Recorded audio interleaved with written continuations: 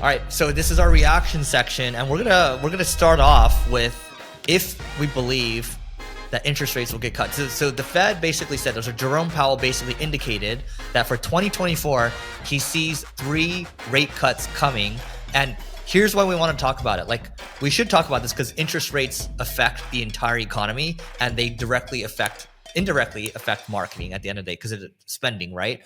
So what are your thoughts first, Neil? Like, do we think it's going to be cut 3 times? I think that's a little optimistic, but it's election year next year. They say economy typically booms in election year, and historically it has.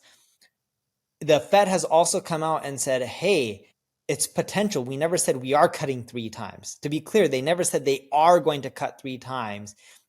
They indicated that they may or may not cut, but that's what it's leaning towards. And they said very clearly it's too early to decide how many times. They got to look at a lot of other signals. And the way I look at it is, I think it's going to be something where they cut either very little, 1, 2 times, maybe even 3, or they're going to cut deep. And it's not about how many times they cut. Like cutting 0.25 each time is only 0.75%, which seems like a lot, but based on where interest rates are right now, it's actually not that much. Especially if you're doing things like buying businesses, and using that capital to grow. Like 0.75 doesn't have that big of a difference. If you're paying the bank 8.5%, 9% interest, it going down from 8.5 to 8 or from 9.5 to 8.5, not that big a difference compared to what we're used to and what we were making a lot of our financial decisions based off of. But if the data starts coming in good on the inflation side and much worse on the economy side, I think they'll cut much deeper. And I don't think we'll know until, we start the new year and we start getting really into it. I'm hoping they cut more than 0.75%. So here's what Jerome Powell said. So the Federal Reserve is willing to cut rates even if the U.S. economy doesn't dip into recession. And he also says that he says now the Fed is seeing progress on inflation across the 3 main core areas, right? And here's the thing, like, I think people are celebrating a little prematurely right now. I think my base case is still recession next year. And I think people are like, oh, the markets are ripping, everything's good again. It's time for a bull market again. So, I think that being said, it's like, I think it's, for me, I'm just like being vigilant at the end of the day. And that's how I feel about it. I don't know how you're looking at it. Dude, I look at it as we're already in a recession. I don't care what they classify as a recession or not. We've had some quarters with slower growth. And I don't know the economic definition of a recession, but no, it's just two quarters in a row. Didn't we already have 2 quarters in a row? We did. They just didn't want to declare it. Yeah, but the way I look at it as, if they don't see things slowing down, harder to sell a home, harder to buy a home, harder to buy food, harder to spend more money, harder to grow your business and maintain customers and revenue. If this isn't a recession, I don't know what is a recession. Yep. All right. So I want to move over to, there's this nice, so Neil, I subscribe to this publication called The Information. I don't know if you subscribe to them, but I love it. Look at this picture of the besties over here. So you got Jason Calacanis, David Freeberg, David Sachs, Chamath. You can see like a starship from SpaceX floating up there.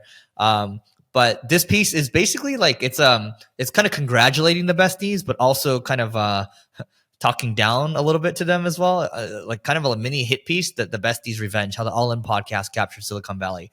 So the reason why I wanted to call this out is because, one, I think it's interesting because what these guys have built over here. So a couple episodes ago, we talked about how Jason Calacanis over here and Chamath started the All In podcast during the pandemic, and then Freeberg came on as a guest, and then David Sachs eventually joined, and they started making it a really entertaining podcast. And now it's become such a thing where they had 2 conferences. I went to both conferences. They, I met a lot of great people there, and they had, people like Vinod Khosla, Elon Musk speaking, Gwyneth Paltrow, Mr. Beast was speaking as well, CEO of Coinbase. So a lot of amazing people, right? And they built this media empire around this now. And they're looking to now hire a CEO, and they believe it can be a media company that generates over $1 billion a year, right? And not only that, it brings them a lot of deal flow at the end of the day. So I wanted to give us a chance to react to this one because I think it's really impressive what they've done. I think it's super impressive what they've done. I don't think it'll generate $1 billion a year in revenue, at least from the media side. Maybe they'll invest in a company that'll generate them over $1 billion. I wouldn't pass that, pass any of them. What I look at the All In podcast for, what's funny is years and years ago, I used to read TechCrunch a lot. Now I don't really read TechCrunch often at all. I'll get my news from what's happening in Silicon Valley from All In podcasts or Twitter or X, whatever you want to call it, versus going to TechCrunch now. And I think it's a better form of, one of those journalistic websites, like call it TechCrunch, because the All In podcast crew, they don't really hold back. Whether you like them or hate them, they say what's on their mind and they don't care what other people have to or what other people think. And I respect them. And that's one of the reasons I like the podcast. Yeah, look, I think it's so. Also, we called out in a couple episodes ago. They changed their format. The initial format was really boring because it was just Jake Cal and Chamath talking about, hey, their tech investments and everything. And when they joined in, it's interesting listening to that. But now they bring on people like presidential candidate Vivek, Ramaswamy, and then RFK. They brought in Tucker Carlson as well, and like these episodes are very entertaining. And they ask good questions too. And it's also funny to see them needle each other. Like that is entertainment at the end of the day, right? It's people like controversy. And the other thing too, like this hit piece, by the way, like, yeah, like dude, example of this is of them messing with each other. Some of them were messing with Chamath for not being an entrepreneur, right? I think in one of the episodes, that was Jake Cal. And he says on the podcast, he's like, well, I'm the richest one on the podcast. Who here has more money than me? Yeah. Like, you're not an entrepreneur, but whether you like it or hate it, you did speak the truth. Yep. You know what he said? So Jake Cal's like, Jake Cal got really upset. He's like, I built a $10 million business, blah, blah, blah. And, what have you built, Chamath? Right. And then Chamath was like, guys, like it must be so tilting that the one that didn't start anything has the most money. And then, and then it just got quiet. So, it is what it is. But it goes back, like, here's the key takeaway for everyone here. It's like, okay, going back to our predictions, what's going to be big? Podcasting will continue to be big. YouTube will continue to be big. And I think if you're doing something interesting in the world, that means you have something interesting to say. So why aren't you going out there, and why aren't you going out there to create content? Which actually leads to our next topic over here. You ready, Neil? Yep. Okay. So I read this over the weekend. So this got me to think about creator operators, right? But this guy over here, I believe he's a developer, and he wrote this piece over here called Writers Who Operate. And I highly recommend reading it. So this guy's name is Will, aka Lathane. And so he says, look, occasionally folks tell me that I should write full-time, quote unquote. I've thought about this a lot and have rejected that option because I believe that writers who operate, for example, write concurrently with holding a non-writing industry role, are best positioned to keep writing valuable work that advances the industry. This is a lightly controversial view, so I wanted to pull together my full set of thoughts on this topic. I'm going to read some of the bullet points here and we can react to it.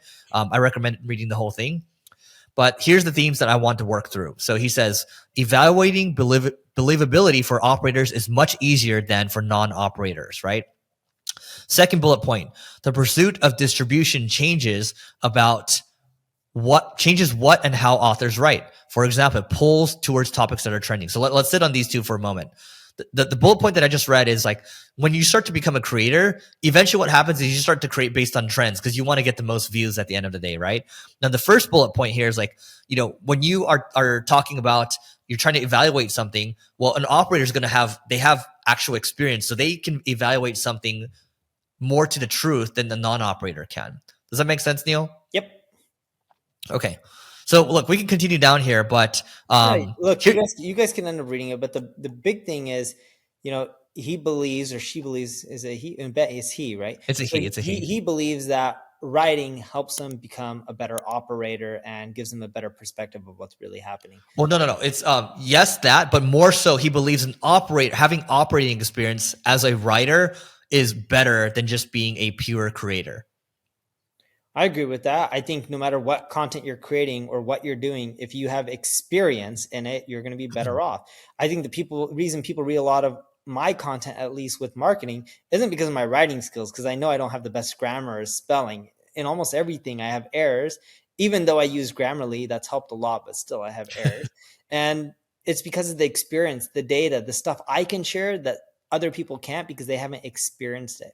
I think that's what makes content amazing. It's not about how skillful you are using the pen or, typing up hitting some keypads on your keyboard. It's about what you have to share, like the meat of it. And that really comes down from having a lot of experience in whatever you are writing about. I think without that experience, yes, you can share based on other people's experience or interviewing them or surveying them or talking to them, whatever you want to do, but it's still not the same as experiencing something yourself. You know what I'll say? I mean, some people obviously write very beautifully. They're very good with their words, right? And that's neither you or me. But two other bullet points I want to call out here, and then we can continue on here is, in tech or business, for example, you have invalidation events that happen in an industry. And so what this means is that, for example, we just came out of a zero interest rate environment for like 15 years or so, where interest rates were very low and money was basically free, right? It's very easy to borrow money as well. And people got very sloppy. People got very lazy, right? You saw people funding a lot of companies that shouldn't have gotten money. But now we're in a post-ZIRP environment, so post-zero interest rate environment. And it's actually difficult for non-operators to understand what's actually happening, because for Neil and I, we both have businesses, right? We know exactly how it feels, and we can see what's going on with friends that we have or customers that we have, whatever it is exactly. And the other thing is, like, when you operate, Neil and I have so many topics we can pull from. There's so, like, I spend 90% of my time on the business. Same thing with Neil as well. And we can just keep pulling and pulling and pulling. And so that goes all the way back to the whole creator operator thing. I think there's going to be a lot more of those. And I think if you're operating, now is like a really good time for you to start creating. And I really recommend reading this piece. Like, there's really good examples. Like, you have Hunter Walk that does this. And it doesn't matter which medium, just go out there and create, because your experience is valuable. Anything else, Neil? That's it. Make sure you give this podcast a 5-star rating. We really appreciate it, and look forward to seeing you tomorrow. All right, that's it for today. Please don't forget to rate, review, subscribe. Check out this video over here, and let us know what you think about this format, and we'll see you tomorrow.